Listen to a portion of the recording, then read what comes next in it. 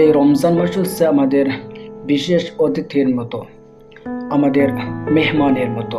এই রমজান মাস বছরে একবার আসবে, আর আমাদের মেহমানদের সঙ্গে যেমন সম্মান সদাচার, তাদের সঙ্গে উত্তম আচরণ করা আমাদের বিশেষ কর্তব্য, তেমনিভাবে এই পবিত্র রমজানের সঙ্গে উত্তম আখলাক, সুন্দর আচরণ, সুন্দর ব্যবহার করা কর্তব্য।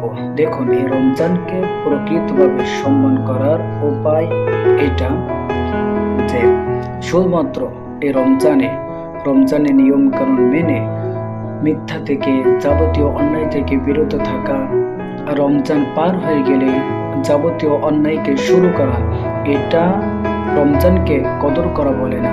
বরং এই রমজানে যে সকল অন্যায় কাজ থেকে আমি বিরত থাকবো, সেই সমস্ত কাজ আমাকে রমজানের পরের 11টা মাসেও বিরত থাকতে হবে, তাহলে এই রমজানকে সম্মান করা হবে।